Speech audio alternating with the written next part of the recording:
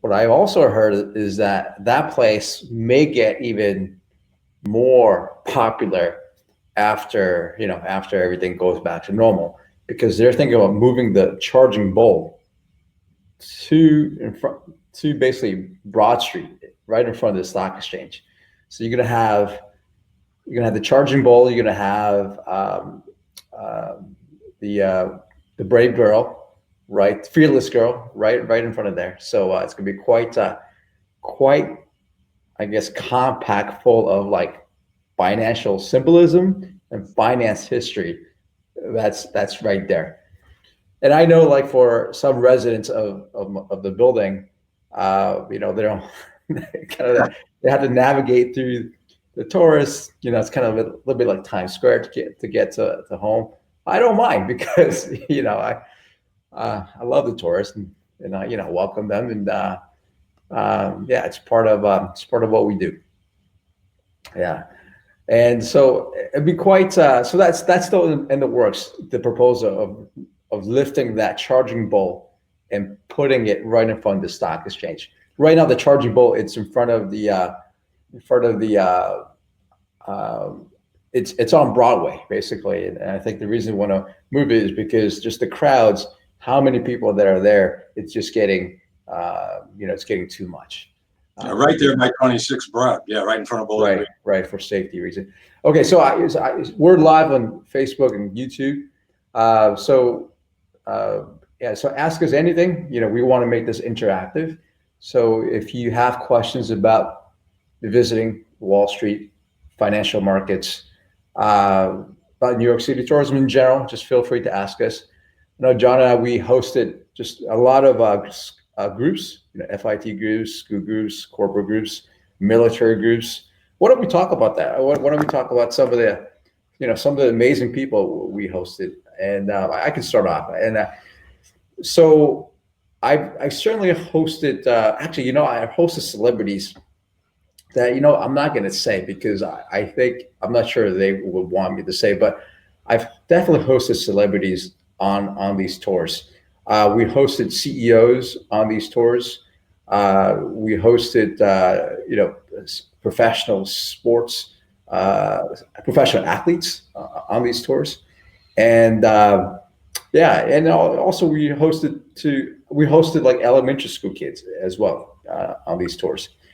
We hosted people from finance, people who are traders, and trading. There's so many different markets. You can trade it, that one trader could learn a lot from talking to a trader in a different market. Just understanding that marketplace and what it's like.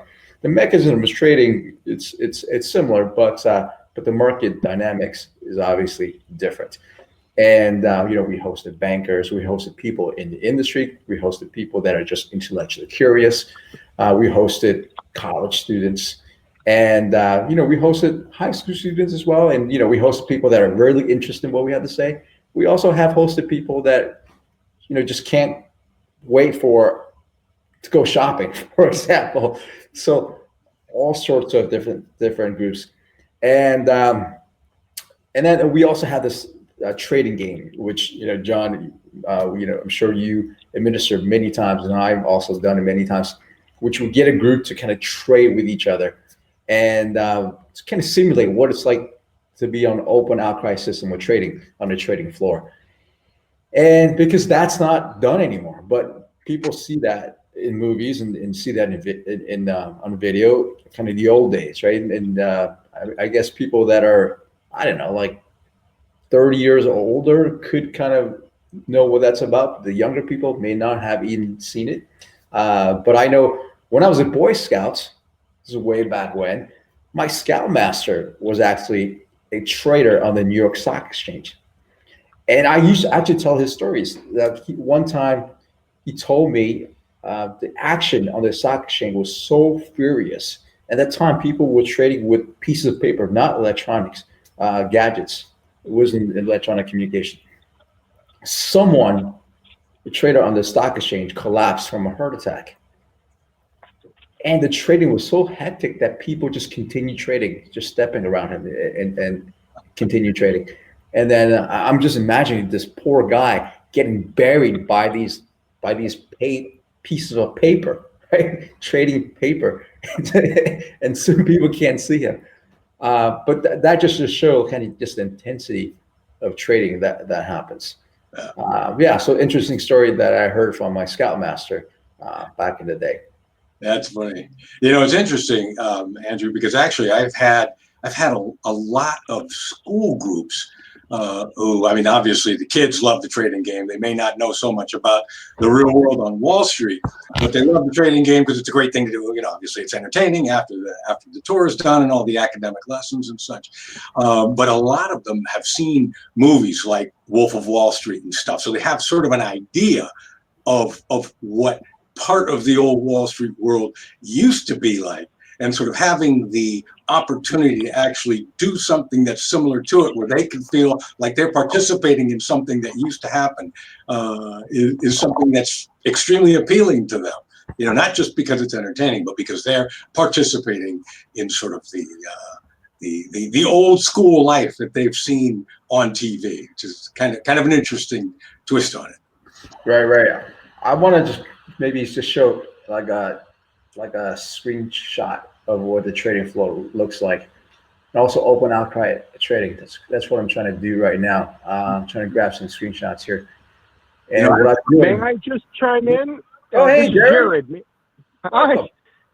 For some reason, folks, I had trouble with my computer, but I'm on the cell phone, on the smartphone, and I just, as always, enjoy the comments of Andrew and John. I just heard Andrew and John, in particular, talking about the trading game. One thing that comes up on our Wall Street tours, we have all, as Andrew said, and as John mentioned as well regarding the school groups, we have all sorts of different types of groups. And the one thing that all of them love, with rare exception, is this trading game. And what we do is we teach them basic principles such as time management. You only have a few minutes to play the game. You have to develop a trading strategy. You have to implement that strategy and utilize tactics. And it's just a short, fun game. But more than anything, it provides bragging rights for years to come, whether it's a professional group, an MBA, elementary or middle school or high school student. Whenever they have their reunions years from now, they'll always have bragging rights as to who won the trading game. So it's a fun thing to do, and it's very competitive, yet it's very fun. And it's one of the things that our groups repeatedly request on our tours. Now, power of Starbucks gift cards. Yes, it goes without saying that our prize for each member of the winning team is a Starbucks gift card. Well done, John. All right, so so that's it is interactive, right? And that brings out kind of the competitive nature of people, and it gives them a chance to kind of practice teamwork, communication, and you basically have like people yelling in the streets, which is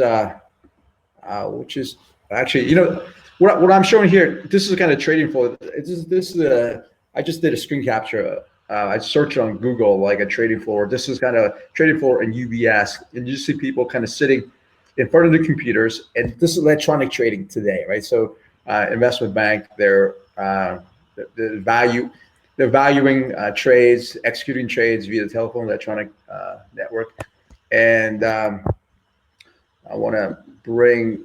Hang on a second. So.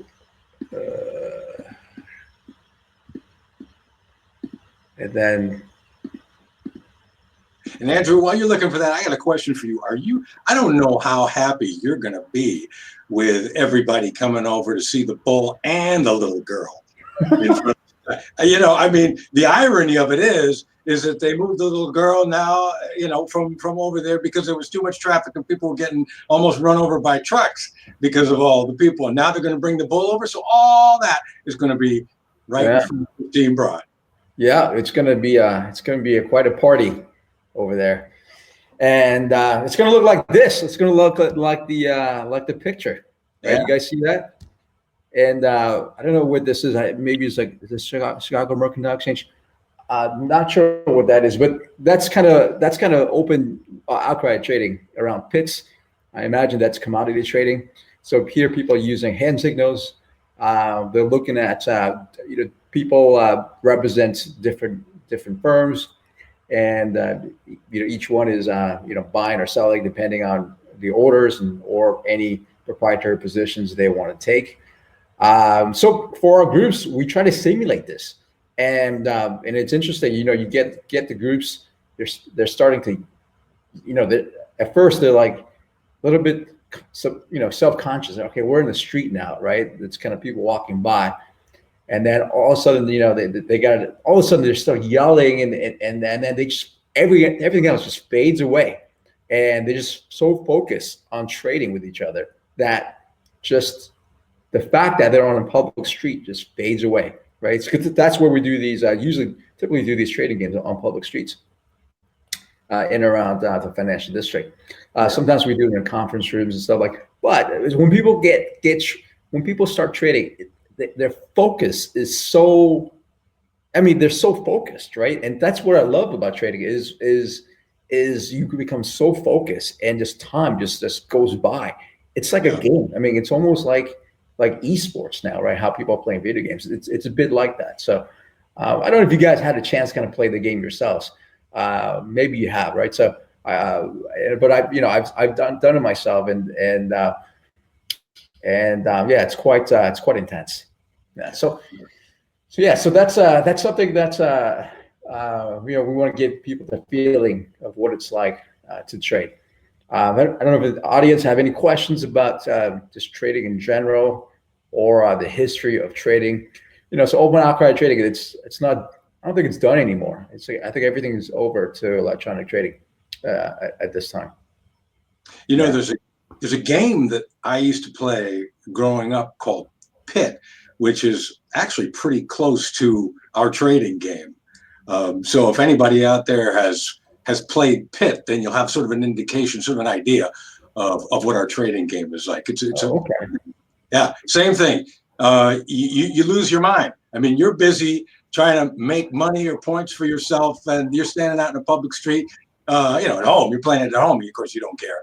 But it's the same kind of general thing. It's an engrossing, all-consuming kind of enterprise. It's a lot of fun. A whole lot of fun. Is it made by like one of the game manufacturers? Yeah, like Milton Bradley or something like that. Something like that. Okay. Oh, I can't. I'll Google it, as a matter of fact. Yeah. All right. Cool. Yeah. So I noticed that the reason I have my hat on is because my hair is just unkempt, kind of from sheltering, and also I haven't shaved in a bit as well. Well, you should. I wonder what you look up like. Look at this, Andrew. You can do this. Yeah, I know. Actually, I got there. And I didn't shave for like 4 or 5 weeks. Oh, and I was tasting my mustache, and then what I did was then I basically shaved half of it off, just half, right? So so I can see the other half off. What was that? I say I'm glad you shaved the other half off. The other half off, right. So, but the thing is, if I go out, people don't notice. I have my face mask on, right? So I was going around with half, just to see the difference, right? So and also just to prank my kids with that. Yeah. So Jared, you got to get a camera so we can see you. Right. Yeah. At this point, I'm lucky to have you at all. I'm on the cell now, but yes. Hopefully we'll get some new technology and we'll all be able to look at one another. But I'm actually happy you can't see me, because I needed a haircut before the stay-at-home orders went into place. So you can imagine what it looks like now. But you have it all tied back, right? So it's all I do. At least it's not falling in my eyes, but it's all tied back there. Right. That's right. I'm wondering, Andrew, do you know if Arturo de Modica, the guy who sculpted the Wall Street Bull, is? This is news to me. I hadn't heard that they were actually planning to bring it back down in front of the stock exchange. But I'm wondering if he'll if he'll come and be part of some ceremony there, because that's where it was originally. And No, right. you know what I mean? That's And right. his buddies had brought it there. Yeah, tell that story. That's a great story. Yeah, and so I'm just wondering in my head whether or not he would show up if there's going to be some kind of ceremony, because the bull will be going back to where it began life. Right. You guys want to just share the complete story for, in case our audience don't know about that story? Yeah. Well, the bull, for those of you who don't know, I mean, obviously the bull is the symbol of financial markets that are going up. Things are doing well, all hunky-dory in economies, finance doing well in general, right? But the bull's provenance actually is not accidental. The bull was finished towards the end of 1989, and basically what it was a symbol of hope and resilience after one of the worst financial crashes that Wall Street had ever seen up to that point, which was the crash of 1987. Okay, so in the wake of that, I mean, obviously everybody knows the story of that, how the market cratered, people were jumping out of windows again, and the economy tanked in New York, and things were very, very bad. So Arturo Demodico was a sculptor of large sculptors, decided, let me build a symbol of resilience and prosperity, sort of give hope to people, a symbol of a better day to come, right? So he finished the statue towards the end of 1989, and his whole idea was to give it as a gift to the city, right? Not make some kind of a big deal out of it, but present it as a gift. He was an immigrant himself, came from Italy. And so this is part of his expression of gratitude of having succeeded in New York, right? So he and some friends put it on a flatbed truck. And in the middle of the night, this is in holiday season in 1989, drove it down to the stock exchange, right? Took it off the truck, put it under the Christmas tree that was in front of the stock exchange, from what I understand, right? And everybody woke up in the morning and there's this beautiful bull, right? This giant bull sitting under the Christmas tree in front of the stock exchange, right? Well, at that point, Wall Street was not the pedestrian mall that it is today. Okay, so when the holiday season was over, they moved the tree. What are they going to do with the bull? Right. Well, they impounded the bull, and they were trying to figure out what to do with it. The police did, and finally, through some negotiations, they ended up putting it where it is today, which is right in front of 26 Broadway, right in front of Bowling Green Park. There, right. Made a little space for it, and so the bull's been there since the beginning of 1990. Right. So the bull, right, was there, drawing crowds increasingly large as tourism in New York got more and more popular, right, and then. In March of 2017, the bull was joined by the fearless little girl, all right? And the crowds exploded, all right? And so eventually, right, they realized, listen, too many people are almost getting hit by cars going down the street, going down Broadway. They decided to move the little girl over to in front of the stock exchange, right? Well, the crowds are still big over by the bull. And so now there's been talk for a while now, but I guess it's they're actually going to do something about it. There's talk now about moving the bull back to in front of the stock exchange, but of course it's a pedestrian mall now, right? So the bull doesn't have to go anywhere; it can actually stay there. But at the same time that it can stay in this new pedestrian mall, it's kind of a homecoming because that's where it originally was.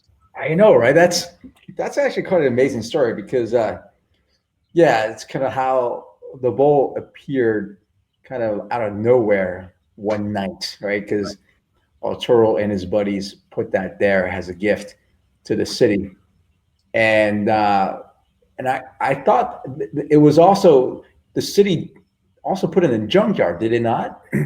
And I thought they couldn't find a home for it, and they put it in a junkyard, and then the city they were like, wow, that's such a great piece of art. Why in a junkyard? And people were outraged. Yeah. So they found a home for it on Broadway, and because they couldn't figure out where to put it, so they put it on Broadway, and that's where it stood for, I guess, 30 years, over 30 years, and now it's coming back to the site where Arturo originally had it. So, right. I mean, so it's kind of like an amazing trip. And then the bowl itself, it's been kind of copied and done. And so I've seen the bowl in other cities as well, right? So other cities symbolizing, I guess, the stock market or growth. So I've seen it. I don't. I remember like a European city. I forget the name, which one it was now. I think maybe in Shanghai. Also another one in Asia, maybe Shanghai as well. So I remember seeing it. Yeah, a few different cities. There are Arturo Demodica himself. This is Jared. Just three things very briefly. Arturo Demodica himself, when he built the bowl, he did it without a commission. It was about $360,000 he spent of his own money. As John alluded to, he was successful. But based on the immense popularity of the bowl, at least two other bowls have been sold by Mr. Demodica, one to Shanghai and one to Amsterdam and in the Netherlands. And the rumored sale price of the one in Shanghai, which is a little younger, a little more aggressive than at least this is what I've read, slightly younger, slightly more aggressive than the Wall Street Bowl. Rumored sale price in that case was $5 million. Oh, wow. So Mr. Demodica has done very well, even though it was at first. And it's very strange. It's very strange. The gift, not a gift. Technically speaking, my understanding is that the bull is on what is called a permanent loan to the city. Now, there are technical differences between a gift and a permanent loan, although in many ways it's a slight distinction without a difference. In theory, the bowl could be sold. The Wall Street Bowl could be sold wherever it sits, either at Bowling Green or if it's back on Wall Street. It could be sold to a private person or an institution. However, because it's on permanent loan to the city of New York, it cannot be moved without the permission of the city of New York. So it's very, very strange. It's not a gift. It's a permanent loan. And you can still buy it, but you may not be able to move, may not ever be able to move it from, in front of the stock exchange or Bowling Green where it is currently, or wherever in the future the city of New York decides to hold it. Yeah, that is interesting, huh? I guess, I could see some maybe hedge fund managers want to buy it and name it after themselves. So I guess it's possible, right? It's kind of like that would be a thing. Yeah, and then you want it out there, kind of so people can see. Now, in front of the stock exchange, I see sometimes I see events daily, right? So whichever company is going public. So when Virgin Galactica went public, Richard Branson was out there. So him and his crew, and they'll have a whole event kind of set up for it, where they'll have people dressed up in costume, and they'll have a little party out there for the public. And so like I think Uber went public. They also had some big event where they laid carpet out in front of the stock exchange. Maybe they'll give cookies or coffee in the morning, something like that. Yeah. And then so each day, depending on which company is going public or offering, or even just celebrating a company on New York Stock Exchange, there would be some event that's happening there. Yeah. And so for my kids, it's I guess I imagine how weird it must be for them to kind of, well, no, they don't even know how weird it is, right? But like, can you imagine for a kid, every time they go out, they see some company's like flag draped across New York Stock Exchange. Now, I'm sure they don't even think about it, but I could think some motivated kid would want to know each day, what does that company do, right? And just learn about that. My kids don't do that, right? But like I wish they did. But like each day that you see a flag, what does that company do? Let me look it up. Let me look at that company. Let me research them a little bit. And so bit by bit, you're just picking up knowledge about these companies, what they do, what was the event that day. So it's a great educational opportunity for kids to get exposure, kind of to I guess corporate America. It's not a kid thing. It's not just a kid thing, Andrew. I have to say, it's a great opportunity for supposedly educated adults. Whenever I go by there, I mean, and you see somebody with their flag, their company banner out there. You're about to do a tour. You're curious as to what it is they do, and Right. you go down the rabbit hole. You find out what the company does. Oh, I didn't know that was a thing, right? And then the next thing you know, you're finding out all about the industry they're in, and it's really quite interesting. Yeah, you're right. And I remember last year, there was quite a few like Chinese companies that were part of the New York Stock Exchange, and I just never heard of them, and had to look them up. And so, yeah, you're right. It's also an educational process for us. Yeah. There are two types of. Oh, I'm sorry. I was just going to mention there are generally two types of banners that you will see in front of the New York Stock Exchange, the Broad Street entrance of the New York Stock Exchange.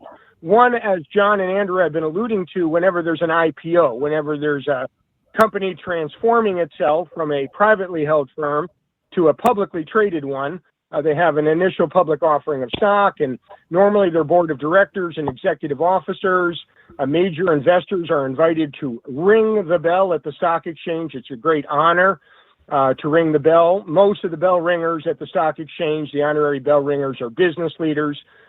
Speaking of, Richard Branson, I was there the day that Alibaba went public, and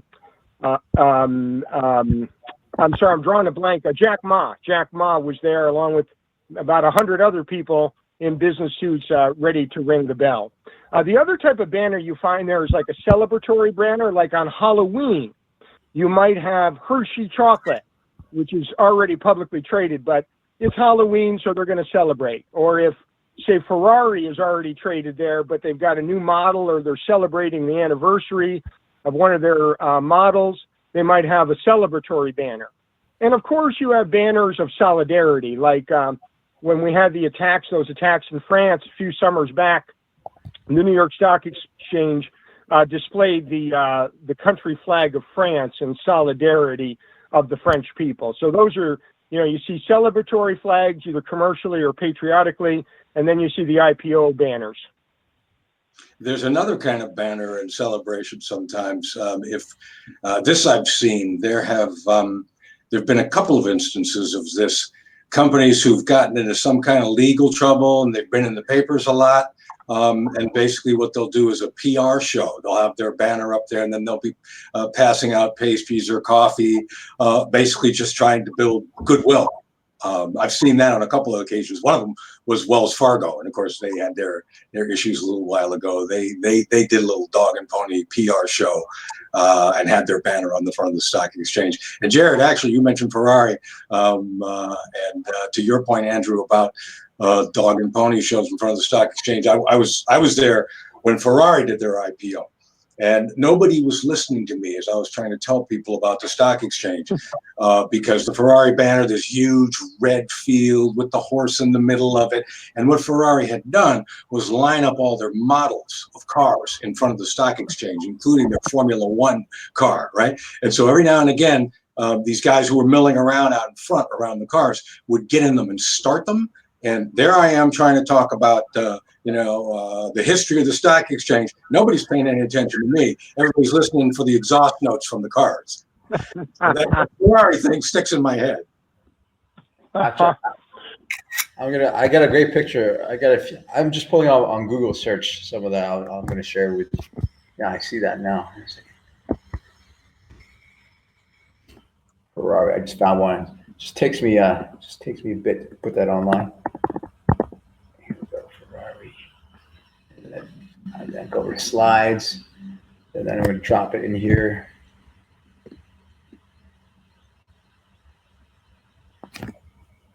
There you go. Yeah, all the cars. The bad day for giving tours. Yeah. It was crazy. It was actually a lot of fun down there. It was crazy. Yeah. Yeah, it's just and then during Christmas time, they that's when the tree goes up, and it's a big tree.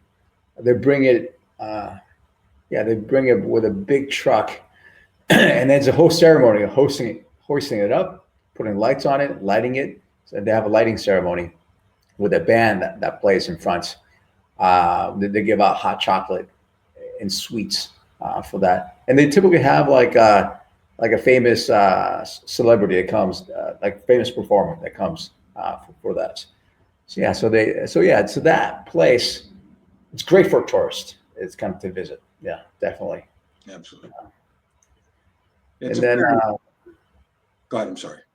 yeah, and I was going to say, the whole thing of charging bull, how it symbolizes optimism. It's so important for this time now, kind of where where we're at right now, right? So with COVID-19, with uncertainty in the air, when things could be opening back up, when the ripples affect the economy, kind of optimism, having that is so important now. And I can just imagine kind of when Arturo did that, when the stock market fell back then, and how kind of people were down, and he made that as a symbol to lift people's spirits up.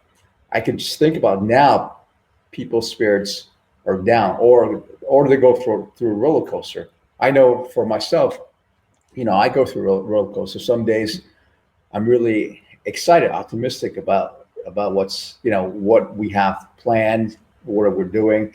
And other days, I just get down because I hear bad news, or I hear about someone. I hear bad news about kind of what's happening, and we're all kind of going through this type of roller coaster at this time.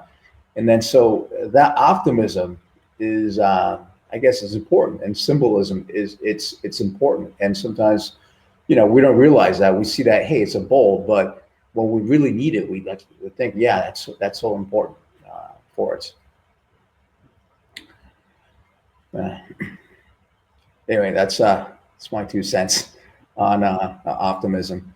I had another thought I want to share, but yes, I'm forgetful these days. So. I'll tell you one thing. I mean, the importance of optimism. I mean, at some of the souvenir shops, you'll see statues of bulls and bears fighting with each other, but you'll never see a statue of a bear by itself.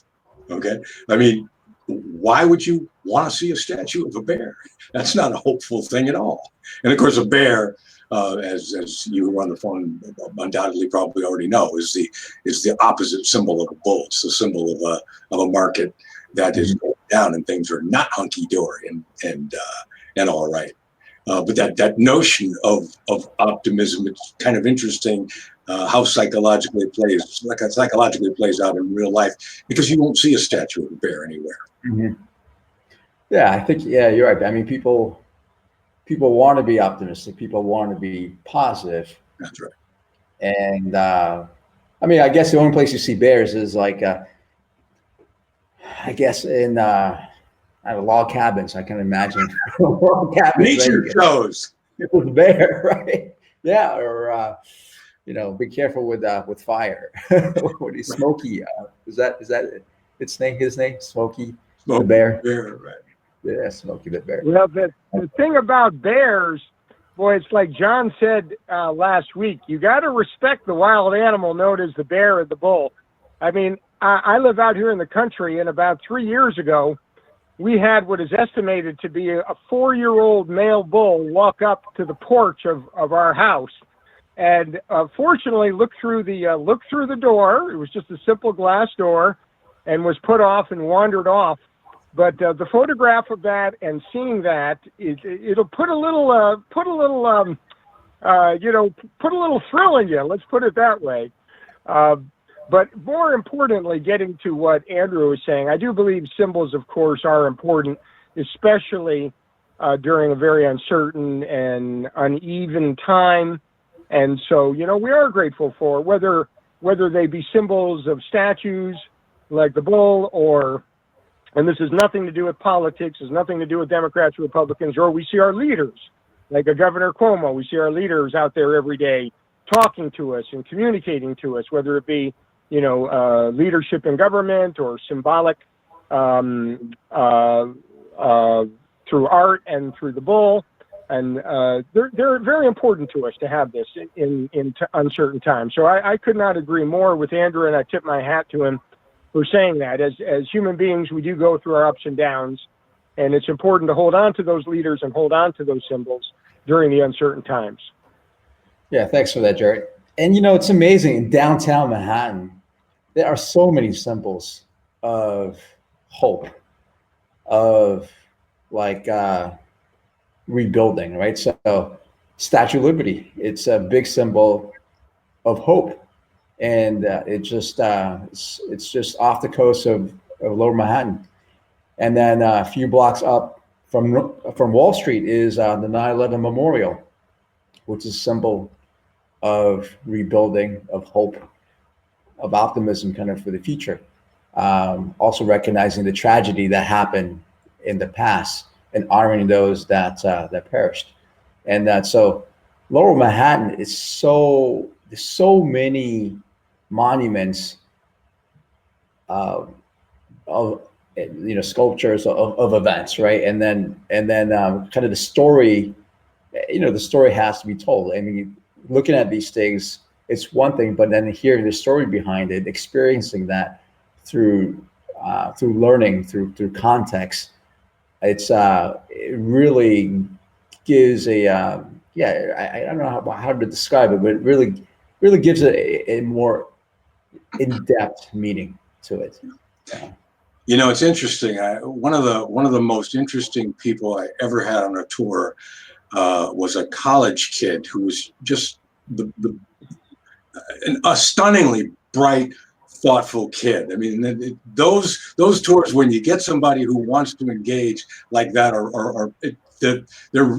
that's when being a tour guide is just one of the best experiences you can ever have in your life, because you meet people randomly like this. But this guy told me that when he decided to book this tour, what he did was he knew that there were so many symbols downtown, so many layers of history, right?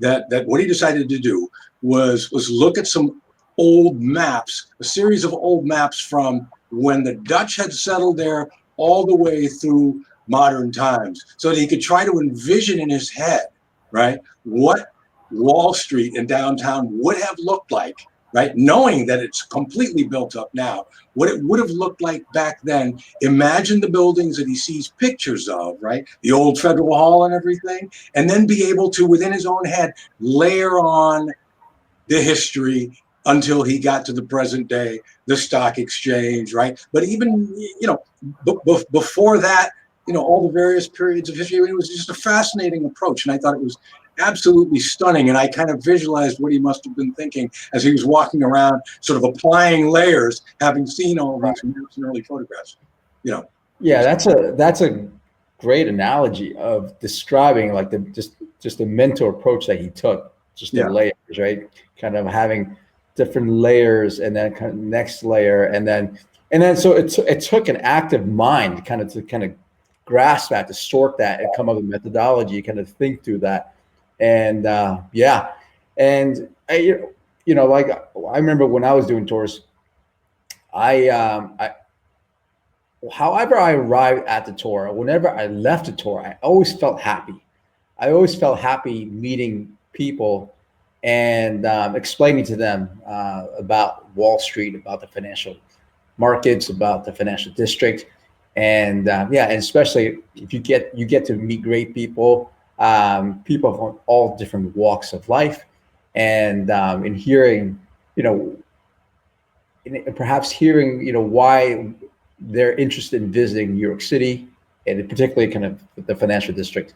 For some, kind of that's symbolism of the financial markets. Symbolism, that's kind of where symbolism of how their retirement account will be doing next, decade or decades or so.